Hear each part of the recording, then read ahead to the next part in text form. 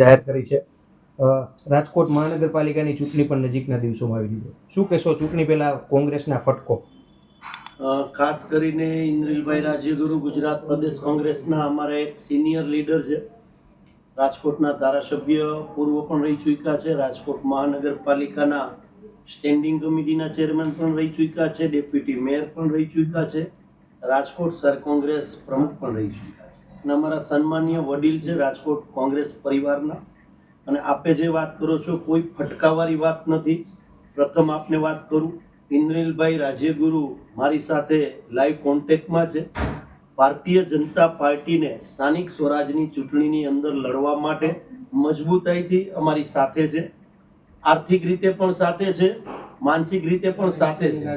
જ્યાં જ્યાં ઇન્દ્રિલભાઈ રાજ્યગુરુની જરૂરિયાત ઊભી થશે ત્યાં સંપૂર્ણ રાજકોટ શહેર કોંગ્રેસના પ્રમુખ તરીકે અને વડીલ આગેવાન તરીકે મારી સાથે છે, એટલે કોઈ ફટકાવાળી વાત નથી। એમને જે નિવૃત્તિ જાહેર કરી છે એ પણ આપના માધ્યમથી કહેવા માંગુ છું, કોંગ્રેસમાંથી નિવૃત્તિ જાહેર નથી કરી। પોતાની જે એજ છે એટલે કે 60 વર્ષ પૂરા થવાને આડે છે ઇન્દ્રિલભાઈ, કદાચ 60+ થઈ જશે હમણાં।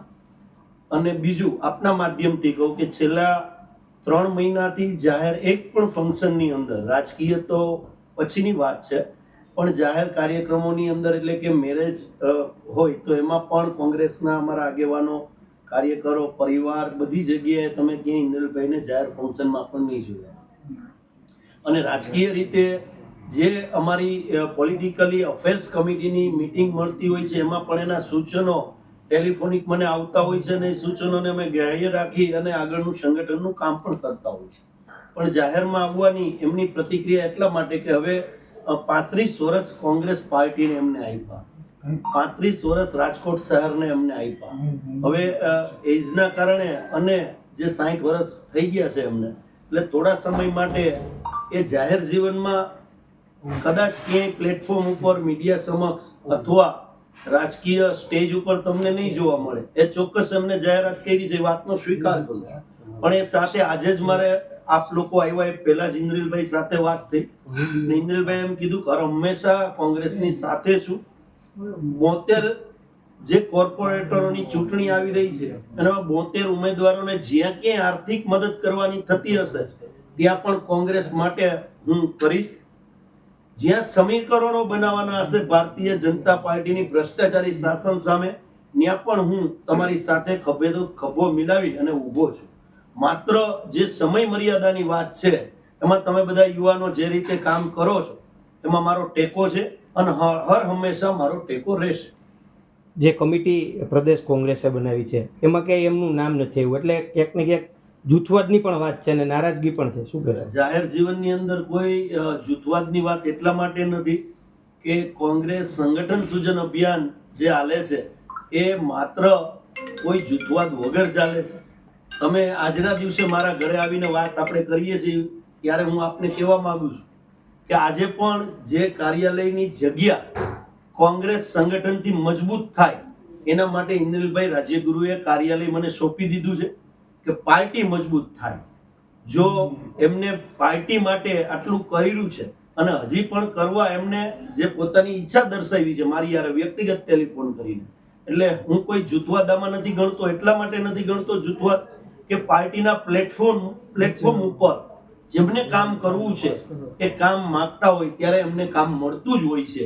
જે કંઈ અત્યારની નવી નિમણૂકો થઈ છે રાજકોટમાંથી તો એમને ક્યાંક ઈચ્છા દર્શાવી છે, એ લોકોને ક્યાંક એમના પોલિટિકલી કેરિયર પ્રમાણે પ્રાધાન્ય આપવાનો પ્રયત્ન કોંગ્રેસ પરિવારે, પ્રદેશ કોંગ્રેસ પરિવારે કર્યો છે। જેમને ઈચ્છા દર્શાવી છે એમને પાર્ટીએ કામ આપ્યું છે। હવે જાહેરની અંદર એ સમય નથી આપી શકે એમ એવી પરિસ્થિતિ છે, એટલે એમને ટેલિફોનિક પ્રદેશમાં પણ આ જ વાત કરી છે કે ચૂંટણી આવશે ત્યારે કોંગ્રેસને આર્થિક રીતેથી લઈને જ્યાં જરૂરિયાત ઊભી થશે, શહેર કોંગ્રેસ પ્રમુખ મને કહેશે કે આ જગ્યાએ ઇન્દ્રિલભાઈ રાજ્યગુરુની જરૂરિયાત છે, ત્યાં ઇન્દ્રિલભાઈ રાજ્યગુરુ માનસિક રીતે અને આર્થિક રીતે બે જગ્યાએ હું ઊભો છું। આ જ વાત શહેર કોંગ્રેસના પ્રમુખ તરીકે મારી યારે એમને થઈ છે। કાર્યાલયને લઈને પણ વિવાદ હતો થોડા સમય પહેલા જ, આપને ખ્યાલ છે સોશિયલ મીડિયામાં મેસેજ એને ખુલીને પણ આવ્યા। મેં આ વાતનો એટલા માટે હું જવાબ નહીં આપું, આની પહેલા પણ આપણે પ્રેસ તમે વાર્તાલાપમાં થઈ કહો ગઈ છો છે. કાર્યાલયની એટલા માટે જ આ હા, સવાલ એટલે તમે જે સવાલ કર્યો છે એની સામે મેં આપને સવાલ કર્યો, કોઈ જૂથવાદ નથી અને તો કોંગ્રેસ આ જૂથવાદ નહીં કોંગ્રેસમાંથી એમને રાજીનામું નથી આપ્યું. ઈ હું આપને વાત કરું છું કે એમના જ કાર્યાલયમાંથી શહેર સંગઠન ચાલે છે. બાકી જૂથ- કાર્યાલયની બાબત છે એ અમારી પારિવારિક બાબત છે. એમાં શું નિર્ણય કરવો એ રાજકોટ શહેર કોંગ્રેસ પ્રમુખે નક્કી અને કાર્યાલય ત્યાં જ ચાલશે.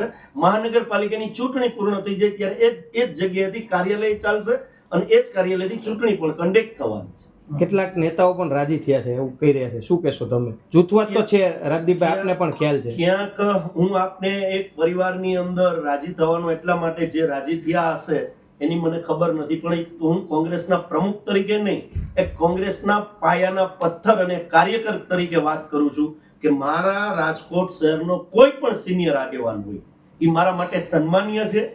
જે રાજી થતા હશે એમની વિચારધારા હશે. મારી વિચારધારા હાર્ડકોર કોંગ્રેસી છે અને મારો કોંગ્રેસનો એક કાર્યકર પણ જો બૂથનો પણ બહાર જતો હોય અથવા સિનિયર આગેવાન પણ બહાર જતો હોય, XYZ કોઈ પણ હોય, એ મારા માટે દુઃખની વાત છે. પણ સહકાર આજે પણ મને ઇન્દ્રિલભાઈનો મળશે એવી મારે એમની સાથે ચર્ચા થઈ છે. ટેલિફોનિક વાત થયા પછી જ હું આપની સાથે વાત કરું છું. ઓકે રજનીભાઈ.